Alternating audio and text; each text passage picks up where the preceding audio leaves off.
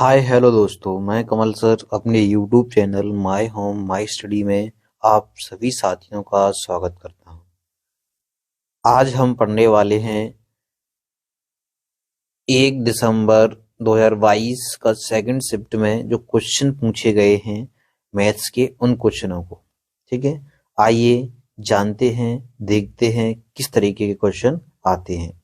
साथियों, आप सभी लोग जो 2022 में एसएससी सीजीएल के एग्जाम हुआ है दिसंबर में, उनके सारे क्वेश्चनों को लगाएं ताकि हमें ये पता चल सके कि परीक्षा में किस तरीके के क्वेश्चन पूछे जा रहे हैं।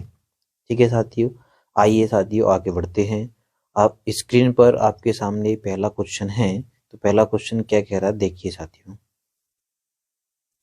साथियों, हमारे सामने जो क्वेश्चन है वो है के प्लस के इनवर्स बराबर -2। ठीक है, एक क्वेश्चन में दिया गया है और हमसे पूछा क्या है, और हमसे पूछा है के स्क्वायर प्लस के 4k माइनस के 2 अपॉन के स्क्वायर प्लस के -5, ये हमसे पूछा गया है। ठीक है, तो आइए पहले इसको सरल कर लेते हैं अपन। ठीक है, तो इसको सरल करेंगे तो देखो के और इसे इनवर्स को हटाने के लिए 1/k लिख देंगे बराबर -2। यदि साथियों हम इस पूरे समीकरण में, इस वाले पूरे समीकरण में, इस वाले में के बराबर -1 रख दें तो वह संतुष्ट हो जाएगा, तो वह क्या हो जाएगा, प्रूफ हो जाएगा। यानी हम कह सकते हैं कि के का मान कितना है, -1। उसी तरीके से हम इसमें के का मान रखेंगे तो -1 का वर्ग करेंगे तो 1 आएगा, यहाँ रखेंगे 1 तो -4 हो जाएंगे। ठीक है, यहाँ तो रखना ही नहीं है, बटे के यहाँ 1 रखेंगे और -1 का वर्ग करेंगे तो 1, यहाँ 1 रखेंगे -1 तो -1, यहाँ रखना नहीं है तो -के भाई। तो साथियों ऊपर पूरा कंप्लीट हमारा -6 है, प्लस के -5 बनेंगे, बटे नीचे भी -5 बनेंगे। ये दोनों आपस में कट जाएंगे तो फाइनल जो आंसर आएगा वो आएगा 1। यानी कि ऑप्शन नंबर बी हमारा क्या होगा, करेक्ट आंसर होगा। आइए अगला क्वेश्चन देखते हैं। साथियों अगला जो क्वेश्चन है हमारा x प्लस 1/x बराबर 5√2 है, तो x की घात 4। यानी अगला जो अपना क्वेश्चन है वो क्वेश्चन है x प्लस 1/x बराबर 5√2, ये आपको दिया है। ठीक है, और आपसे पूछा क्या है, ये आपसे पूछा है, इधर देखो, आपसे पूछा है x की घात 4 प्लस x की घात -4। ठीक है, यानी हम इसको क्या लिख सकते हैं, इसको हम लिख सकते हैं x की घात 4 प्लस 1/x की घात 4। यानी इस इनवर्स को हटाने के लिए अपने क्या कर दिया, इसको ऐसे लिख दिया। ठीक है, इसको ऐसे लिख दिया। क्लियर है बात। अब आगे बढ़ते हैं अपन। साथियों जब इसका हम एक बार स्कोर करेंगे तो अपने पास आएगा x² प्लस 1/x² की वैल्यू आएगी कितनी, 5 का वर्ग और √2 का वर्ग। 5 का वर्ग 25, इस 5 का वर्ग 25, √2 का वर्ग 2, यानी 25 दूनी 50 -2, यानी कि फाइनल जो आएगा हमारा कितना आएगा, 48। यदि साथियों हम इसका एक बार वर्ग और कर देंगे तो हमें घात 4 मिल जाएगी, कितना आएगा, 48। यदि हम इसका एक बार और वर्ग कर देंगे तो क्या मिल जाएगी, घात 4। तो आइए साथी एक बार और करते हैं हम इसका वर्ग, यानी कि हमें एक बार और कर देंगे तो घात 4, 1/4, 48 का वर्ग -2। 48 का वर्ग कितना होगा, 2 64 की 4, हासिल की 6, 8 चौक 32, 32 दूनी 64, 64 और 6 70 की 0, हासिल की 7, 4 चौक 16, 16 और 7 23 और -2, यानी कि हम लिख सकते हैं 23 में 0 4 में से 2 जाएंगे तो 23 0 2 बचेंगे। यानी फाइनल हमारा आंसर क्या आएगा, 23 0 2 जो इसका आंसर होगा। ठीक है, यानी कि ऑप्शन नंबर डी वाला हमारा सही आंसर होगा। ठीक है, चलिए साथियों अगला क्वेश्चन देखते हैं। बिना बातचीत किए, बिना इधर उधर की बातें किए केवल हम क्वेश्चनों पर ध्यान देंगे बस, और इधर उधर की बातें कम करेंगे। साथियों अगला क्वेश्चन है वो है हमारा नाव एवं धारा का। तो हम क्वेश्चन को पढ़ते हुए आगे बढ़ते हैं। एक आदमी निश्चित दूरी को धारा के अनुकूल 9 घंटे में तय करता है, जबकि समान दूरी को धारा के प्रतिकूल तय करने में 18 घंटे समय लगता है। उसे शांत जल में समान दूरी का 3/5वां भाग कितने घंटे में तय करना होगा। तो देखो धारा की अनुकूल जब व्यक्ति जाता है तो दोनों की चालें जुड़ती हैं। तो बी यानी बोट की चाल, डब्ल्यू यानी पानी की चाल। ठीक है, अब दूरी आप ऐसा कोई भी डाटा ले सकते हैं जो 9 से और 18 से कटे। ठीक है, जो आपको अच्छा लगे। मान के चलो हमने दूरी ले ली कितनी, 18 ले ली। ठीक है, तो 18 लेंगे तो ये क्या बन जाएगा अपना 18/9, यानी इसकी चाल बन जाएगी 2 किलोमीटर प्रति घंटे। फिर कह रहा है वो क्या, धारा की प्रतिकूल B-W। बी वोट की चाल है, W पानी की चाल है, बराबर दूरी हमने कितनी ली थी 18। आप अपने मन से दूरी कुछ भी ले सकते हो, लेकिन लेना ऐसा जो 9 से और 18 से कटे, ताकि हम पॉइंटों से बच सकें। इसको कितना समय लग रहा है 18 घंटे। इसकी जो चाल आएगी वो कितनी आएगी 18 का 1 किलोमीटर प्रति घंटे। अब अपन को क्या चाहिए, उसे शांत जल में दूरी का 3/5वां भाग तय करना है। और अब हम क्या करेंगे, बी की चाल निकालेंगे। तो बी की चाल निकालने के लिए अपन क्या करेंगे, जोड़ के 2 का भाग लगा देंगे, 2 और 1 3। तो बी की जो चाल निकलेगी तो कितनी आएगी 3/2 निकल के आएगी। ठीक है, किलोमीटर प्रति घंटे, बी यानी वॉट की चाल। अब वो कह रहा है कि समान दूरी का 3/, यानी 18 की दूरी का 3/5वां भाग किस दूरी से तय करना है, 3/2 की दूरी से तय करना है। 3/2 की दूरी से तय करना है साथियों। ठीक है, तो साथियों 3 से 3 कट जाएंगे, जो यहाँ पहुंच जाएंगे 18 दूनी 36, यानी कि 36/5। इसको लिख सकते हैं 7.2। ठीक है, 7.2 यानी कि ऑप्शन नंबर बी हमारा क्या होगा, करेक्ट आंसर होगा ऑप्शन नंबर बी। ठीक है साथियों, आइए अगला क्वेश्चन देखते हैं। और बहुत ही सरल क्वेश्चन आ रहे हैं एसएससी सीजीएल में, इसलिए आप मेंस की तैयारी अच्छी तरीके से करें। साथियों अगला जो क्वेश्चन है हमारा वो पाई चार्ट का क्वेश्चन है। बहुत ही अच्छा क्वेश्चन है। क्या कह रहा है वो ये राजस्थान है, राजस्थान, राजस्थान यानी कि ये कैसा है, नीला वाला एरिया राजस्थान का है। ठीक है, ये वाला जो एरिया है वो किसका है, राजस्थान का। ये वाला एरिया वो किसका है, गुजरात का, गुजरात। ठीक है, दिल्ली का एरिया ये है, दिल्ली का। ठीक, और केरला का एरिया ये है, केरल का। और तमिलनाडु का एरिया ये है, तमिलनाडु। ठीक है साथियों, ये अलग अलग दिए हैं आपको, तमिलनाडु का ये। तो उसने पूछा है कि केरल द्वारा, ये उस क्वेश्चन किया गया है, केरल द्वारा उत्पादन, केरल द्वारा उत्पादन स्टील के अनुरूप केंद्रीय कोण क्या होगा। तो सबसे पहले पूरा गोल कितने का बनता है, 360 डिग्री का बनता है कि नहीं बनता है, क्लियर है बात। ठीक है, और 360 पे टोटल कितना हो रहा है, देखो साथियों 200 ये इसको और इसको मिला के जो हो जाएगा कितना हमारा 300 400, तो 200 400 600, और इसको और इसको मिला के ये भी कितना हो रहा है 400, कुल मिला के 1000 हो रहा है। यानी 360 पर जो उत्पादन है वो कितना है हमारा 1000 है कि नहीं, क्लियर है बात। अब अपन को चाहिए किसका, केरल का।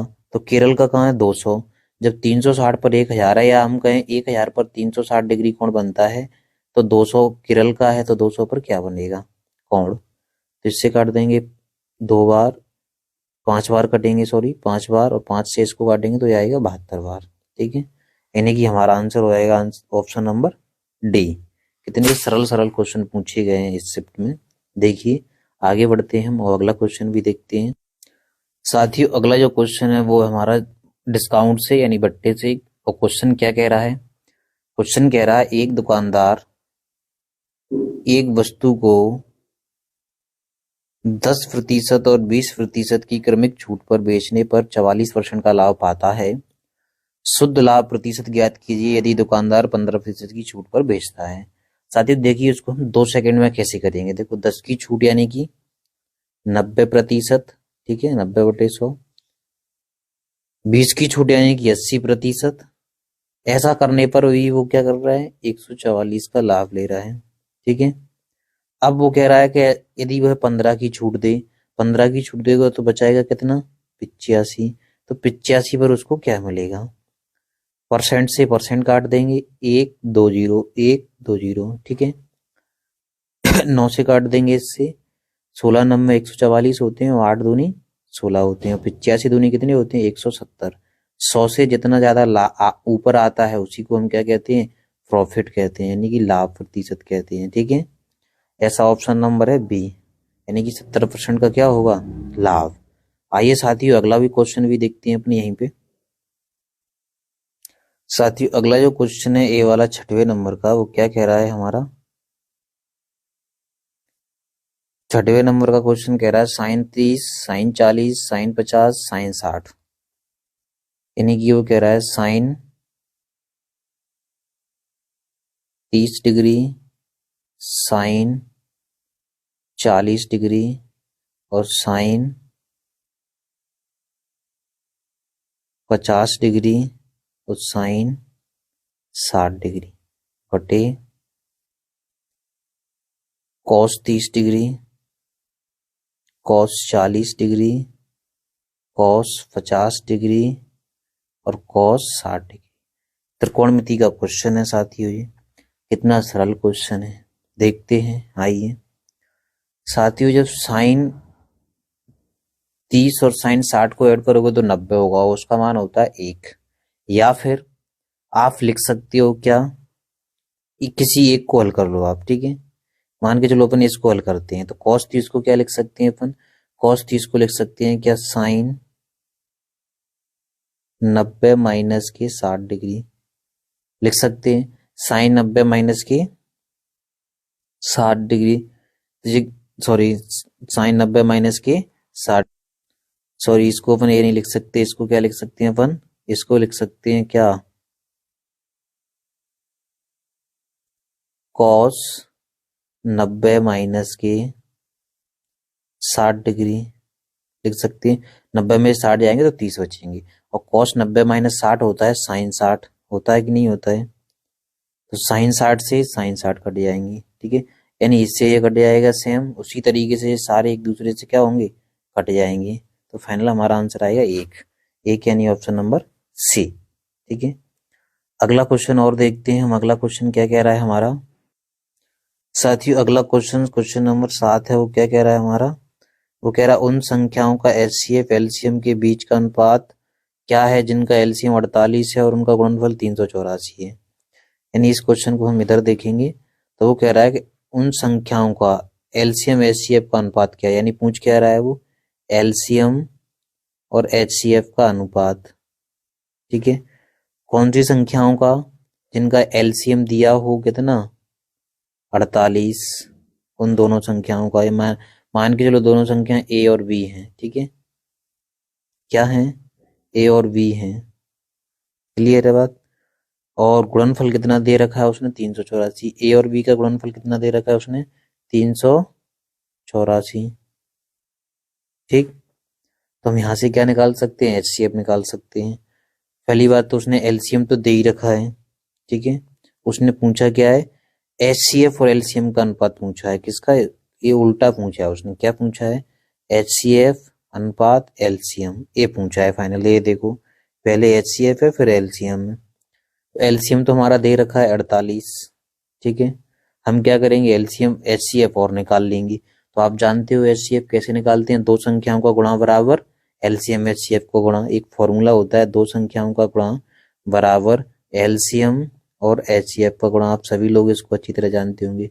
दो संख्याओं का गुणा दिया है 384 दिया है, एलसीएम दिया है कितना 48, एचसीएफ निकल जाएगा ऑटोमेटिकली।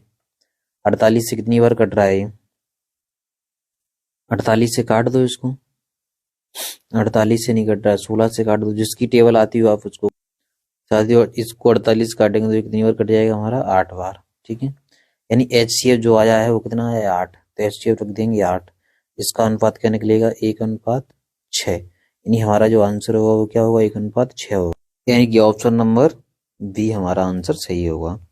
चलिए साथियों अगला क्वेश्चन और देखते हैं। कितना शानदार क्वेश्चन है, बहुत ही अच्छा क्वेश्चन है। देखिए साथियों क्वेश्चन क्या कह रहा है। एक स्कूटर की कीमत में 10%, 5% और 15% बढ़ जाती है तो स्कूटर की कीमत में कुल कितने प्रतिशत की वृद्धि हुई। बहुत ही सरल और सिंपल क्वेश्चन है। सब कुछ क्या होता है हमारा 100 मान के चलो, उसकी स्टार्टिंग में 100 थी, 10 बढ़ने का मतलब 110, परसेंट हटाएंगे तो बटे में 100, 5 बढ़ने का मतलब 105, परसेंट हटाएंगे तो बटे में 100, 15% बढ़ने का मतलब 115 बटे में 100।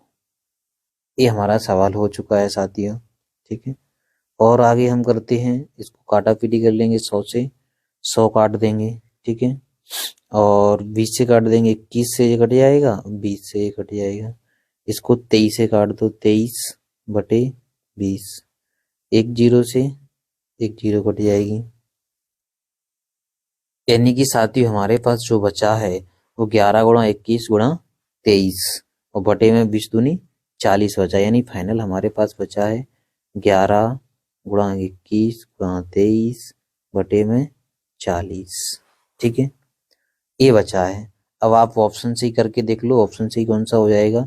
जो 33 से कट रहा होगा, देखो 11 से कटना चाहिए, तो 11 से कौन कौन सा ऑप्शन कटेगा हमारा। 11 से 21 नहीं कट सकते, 31 नहीं कट सकते, चलिए एक तो 11, यानी ये आंसर हो सकता है या ये आंसर हो सकता है। ठीक है, अब हम और देखते हैं। 21 में 3 छिपे हुए हैं तो ये 3 से, यानी जब हम इस पूरे को हल करेंगे तो हमारा आंसर आएगा 32 सही 33 बटे 40%। यही हमारा आंसर होगा, answer option number A. Clear है बात साथियों। साथियों चैनल को लाइक सब्सक्राइब और शेयर करना है ताकि हम लंबे समय तक जुड़े रहें और जल्दी से जल्दी लाइव आए हैं। ठीक है साथियों, अगला क्वेश्चन बहुत ही शानदार क्वेश्चन है। उसने दे रखा है यदि दो समरूप त्रिभुज ए बी सी, यानी दो समरूप त्रिभुज हैं, एक ऐसा ये वाला त्रिभुज है ए बी सी, दूसरा है डी ई एफ, दूसरा है डी ई एफ। ठीक है, डी ई एफ दूसरा त्रिभुज है हमारा। ठीक है, वो कह रहा है उनके क्षेत्रफल दिए, यानी इसका क्षेत्रफल दिया उसने एक्स स्क्वायर, इसका क्षेत्रफल दिया उसने वाई स्क्वायर। ठीक है, और आपसे पूछ रहा है और एक चीज दे रखा है ई एफ यानी ये वाली साइड दे रखा है, ई एफ दे रखा है उसने कितना ए। पूछा है आपसे बी सी बराबर क्या होगा, यानी ए वाली साइड पूछी है, ए वाली साइड। ठीक है, संगत साइड। साथ ही हम जानते हैं समरूप त्रिभुज की कंडीशन क्या होती है, उनकी भुजाओं का जो वर्ग होता है वो क्षेत्रफल के बराबर होता है। ठीक है, या हम कहें जो क्षेत्रफल का रूट लें भुजाओं का वर्ग, यानी भुजाएं कौन सी हैं, ई एफ बटे बी सी। यदि हम इनका वर्ग कर देंगे तो हमें क्या मिलेगा, क्षेत्रफल, और क्षेत्रफल कितना दिया है, एक्स स्क्वायर बटे वाई स्क्वायर। ठीक है, दिया है कि नहीं दिया है क्षेत्रफल इतना। साथियों आइए हम आगे बढ़ते हैं। जब ये वाला वर्ग उधर जाएगा तो सबसे पहले आप लिख दो यहाँ क्या, ई एफ का मान दिया ए, बी सी का मान हमें निकालना है, और जे रूट उधर जाएगा तो रूट लग जाएगा इस पे, रूट से बाहर क्या निकलेगा, एक्स से जे एक्स स्क्वायर बटे वाई स्क्वायर, इस पे लग जाएगा रूट, और ये बाहर निकल के आएगा एक्स बटे वाई। तो साथियों अपन को चाहिए बी सी का मान चाहिए, तो गुणा कर दो, यानी कि वाई ए बराबर बी सी एक्स, तो वाई ए बटे एक्स बराबर बी सी, यही हमारा आंसर होगा। कितना सरल क्वेश्चन है एडवांस का, देखो यानी कि कौन सा है हमारा ऑप्शन, कौन सा चल रहा है अभी इसमें हमारा, बी सी बराबर एक्स। साथियों ये हमारा ऊपर उल्टा हो चुका है, यहाँ पर हमारा इसको अपन क्या करेंगे, ये वाई स्क्वायर होगा, नीचे क्या होगा हमारा एक्स। साथियों ई एफ यानी बाय वाला पॉइंट, तो बाय ऊपर आ जाएगा। ठीक है, थोड़ी मिसिंग थी, उसको करेक्ट कर लेते हैं अपन। वाई स्क्वायर नीचे आएगा एक्स स्क्वायर। ठीक है, बाहर निकालेंगे तो यहाँ से बाहर निकल के आएगा बाय, यहाँ से आएगा एक्स। तो जब हम इसको आगे बढ़ाएंगे तो इस एक्स का गुणा इसमें होगा तो ये बन जाएगा ए एक्स, और जे बी सी का बाय में होगा ये बन जाएगा बी सी बाय। तो इसका ए एक्स बटे वाई हमारा फाइनल आंसर आएगा इसका, यानी कि ऑप्शन नंबर कौन सा है, ऑप्शन नंबर है हमारा C, correct, it's the correct answer. अगला क्वेश्चन साथियों, अगला क्वेश्चन औसत से लिया गया है। औसत से क्या क्वेश्चन लिया गया है ये जानते हैं हम। 25 छात्रों के अंकों का औसत 19 है, बाद में शिक्षक को पता चला कि दो छात्रों के अंक 14 की जगह कितने ले लिए, 18। 14 की जगह 18 ले लिए, यानी हमें लेने थे 14, ले कितने लिए, 18। ठीक है, और 15 की जगह कितने ले लिए, 16, यानी कि 14 लेने थे, आ गए कितने, 18। तो कितने की गलती हुई है यहाँ पर, -4 की। ठीक है, दूसरी जगह 15 लेने थे, ले कितने लिए, 19, यानी यहाँ 15 लेने थे, ले कितने लिए, 19। यहाँ पर कितने की गलती हुई है हमारी, -, यहाँ पर भी -4। फाइनल जो गलती हुई है हमारी -4, यानी -8। कितने छात्रों पर, 25 छात्रों पर। तो 25 का भाग लगा दो। जब इसमें हम 25 का भाग लगाएंगे तो कितना आएगा, भाग जा नहीं रहा है, पॉइंट लगा लो। ठीक है भाग तो जा नहीं रहा है, पॉइंट लगा लेंगे, पॉइंट लगा के 0 बढ़ाएंगे तो जो हो जाएंगे कितने, 80। 25 दिए, 75, 5 बचे, फिर 5 लगाए तो जो हो जाएंगे 35, यानी पॉइंट 35, वो भी किसके, माइनस के। होंगे कि नहीं होंगे, क्लियर है बात साथियों, क्योंकि 25 छात्र है ना हमारे। देखो 25 दूनी 50 होंगे, सॉरी 25 दूनी 50, यानी हमारा जो औसत में कमी कितने की करना है अपन को, माइनस के 32, पॉइंट के 32। हमारा औसत था स्टार्टिंग का 19, इसमें से अपन को माइनस कितने करना है, पॉइंट के 32। पॉइंट के 32 जब घटाएंगे तो आंसर आएगा 18.68। यही हमारा आंसर होगा, option number C is the correct answer. साथियों अगला क्वेश्चन यहीं पर देखते हैं, 2 सेकंड में क्या कह रहा है क्वेश्चन, हाल कर देंगे उसको अपन हल। इसको नोट कर लें आप अच्छी तरीके से, बहुत ही सरल क्वेश्चन था। अगला क्वेश्चन सिंप्लीफिकेशन का, देखिए जल्दी देखिए, कितना सिंपल और सादा क्वेश्चन है। वो कह रहा है x⁻9 गुणा x⁻5 गुणा x⁻⁻4 गुणा x⁻0। वाह वाह क्या क्वेश्चन है, आनंद आ गया, वाह वाह। x⁻⁻6, ये हमारा क्वेश्चन है। कितना सरल क्वेश्चन है, देखिए साथियों, आइए अपन इसको हल करते हैं। आप सभी जानते हैं गुणा में घातें जुड़ती हैं। देखो x⁻0 का मान होता है 1, इसको रख दो यहाँ। ठीक है, कितना होता है 1, 1 का गुणा करेंगे कोई परिवर्तन नहीं होगा, ये घातें जुड़ जाएंगी तो ये कितनी हो जाएंगी, x पे घात 9 5 14, ये दोनों जुड़ जाएंगी, माइनस की तो हो जाएंगी, गुणा में x की घात 10 होंगी कि नहीं होंगी, क्लियर है। घटा दो बस, सब क्या है, घटाएंगे तो कितना बनेगा हमारा फाइनल, जोड़ेंगी तो ये x की घात 4 बचेगा हमारा फाइनल। ठीक है, x की घात 4 हमारा क्या आएगा आंसर, जो कि अगले पेज पर है, उसको देख। साथियों x की घात 4 ए ऑप्शन में, इसलिए हमारा आंसर होगा ए ऑप्शन। साथियों जल्दी जल्दी करते हैं, भयानक क्वेश्चन है, बेहतरीन क्वेश्चन है। एसएससी सीजीएल में इतने सरल क्वेश्चन पूछेगा, कुछ पता नहीं था। एसएससी जीडी से भी हल्के लेवल की। अगला क्वेश्चन करते हैं और देखते हैं क्या है। आइए इन सवालों की धज्जियां उड़ाते हुए आगे बढ़ते हैं। अगला क्वेश्चन है त्रिकोणमिति का, और त्रिकोणमिति क्या कह रही है, sin 30 cos 60 minus cos 30 sin 60 किसके मान के बराबर होगा। ठीक है साथियों, इसको हम 2 तरीके से कर सकते हैं। इस वाले सवाल को हम 2 तरीके से, एक तो हमें फॉर्मूला पता हो किसका, sin a minus sin b का पता हो। ठीक है, और दूसरा हम पता हो, हम डायरेक्ट मान रख के भी कर सकते हैं, किसका, sin 30 का cos 60 का माइनस cos 30 का sin 60 का। 2 तरीके से कर सकते हैं, कौन सा तरीका आपको सरल लगता है। वैसे ये वाला जो फॉर्मूला है, इसमें एक ये फॉर्मूला लग जाएगा, देखो sin a माइनस b वाला, a का काम 30 कर रहा है, b का काम 60 कर रहा है। ठीक है, तो sin a माइनस b बराबर क्या होता है, हम जानते हैं sin a cos b minus cos a sin b, ये sin b। ठीक है, ये सवाल होता है, यानी a माइनस बी। तो हम लिख सकते हैं साइन ए कितना है 30 माइनस के b यानी कि 60।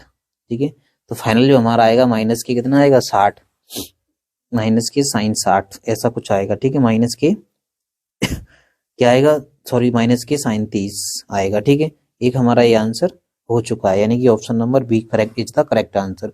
दूसरे तरीके से हम करेंगे तो सीधा मान रख दो, साइन 30 का मान कितना होता है साथियों, साइन 30 का मान होता है 1/2 गुणा कॉस 60 का मान कितना होता है 1/2। ठीक है, माइनस लगा है, माइनस लगा दो। दूसरा तरीका है ये, पहला तरीका ये हो चुका है। ठीक है, आपको फॉर्मूला याद होगा तो आप इसको लगा पाओगे, यदि नहीं है तो इसको लगा दो।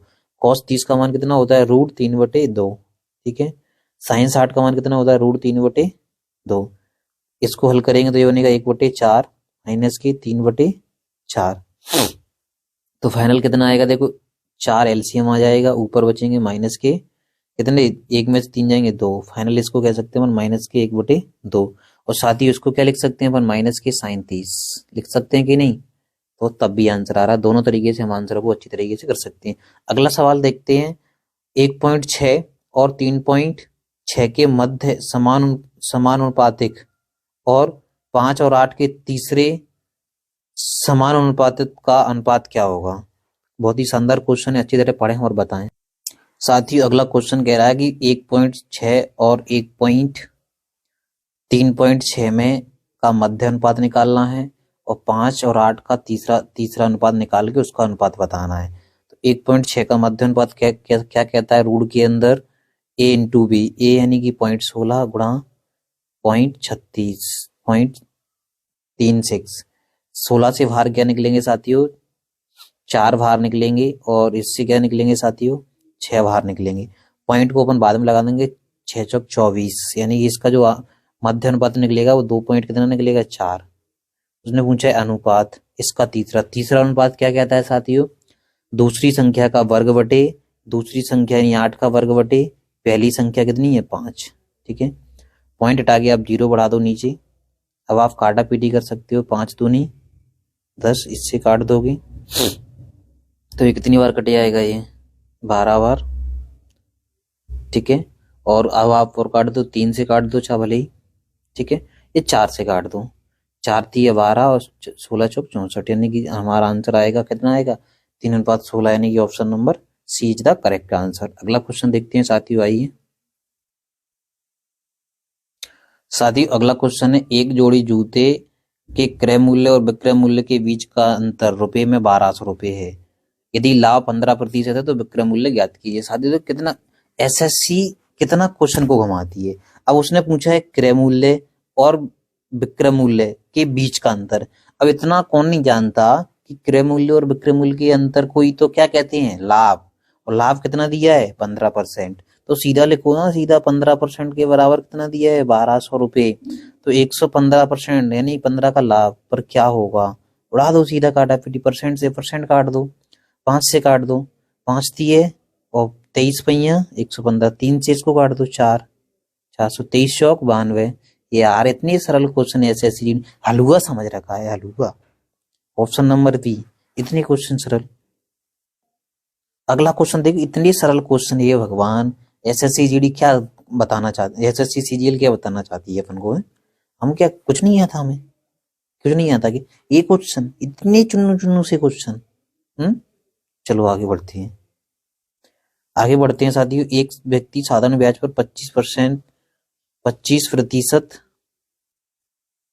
की वार्षिक दर पर एक निश्चित राशि उधार लेता है। 6 वर्षों में ब्याज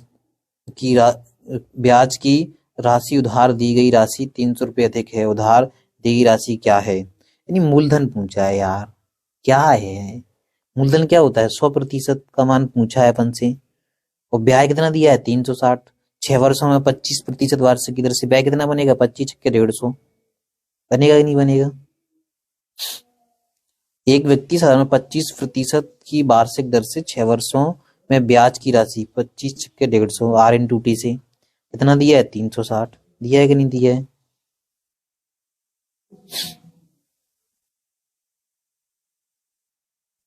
उधार दी गई राशि से कितनी अधिक है, 360 अधिक है, यानी कि मूलधन और ब्याज का अंतर कितना आ रहा है, 50%। इधर देखो साथियों, मूलधन होता है 100, ब्याज बन रहा है 150, तो इनका अंतर कितना आ रहा है, 50% में। यानी जो अंतर है, इन दोनों का अंतर दिया है 360, इसको अपन 0 मान के चलेंगे। 50% की वैल्यू 360 है तो 100 की कितनी होगी, 720 होगी कि नहीं होगी। सीधा option number C is the correct answer. अगला क्वेश्चन देखते हैं। अगला क्वेश्चन साथियों कितना सरल है, देखो। एक समबाहु त्रिभुज की भुजा 12 सेंटीमीटर है। इस समबाहु त्रिभुज के परिवृत्त की त्रिज्या क्या होगी, ये पूछा है। ये कोई क्वेश्चन है, कितने इतने सरल क्वेश्चन दे रखे हैं साथियों, क्या बताएं आपको। एसएससी जीडी ने, एसएससी सीजीएल ने हलवा समझ रखा है साथियों। देखते हैं क्वेश्चन क्या कह रहा है अपना। समबाहु त्रिभुज की भुजा दी है और उसकी परिवृत्त की त्रिज्या पूछी। परिवृत्त की त्रिज्या क्या होती है, सीधा फॉर्मूला होता है इसका, डायरेक्ट फॉर्मूला से निकाल। समबाहु त्रिभुज क्या होता है, जिसकी सभी भुजाएं समान हो। ठीक है, टोटल 3, यानी कि उसकी त्रिज्या कैपिटल आर बड़े वाले वृत्त की क्या होती है, 3 में से 2 गुणा ऊंचाई। और समबाहु त्रिभुज की ऊंचाई क्या होती है, √3/2 ए। ए यानी भुजा कितनी दी है आपको 12। तो देखो जी दी है आपको 3 दूनी 6 और 6 से कट जाएंगे 12, तो 4√3 हमारा आंसर हो जाएगा, जो कि अगले पेज पर आइए देखते हैं। 4√3 कहाँ है इसमें? ऑप्शन नंबर बी वाला हमारा क्या हो जाएगा आंसर, सीधा सा आंसर है। छोटे छोटे से सवाल हैं, ये सवाल नहीं आते।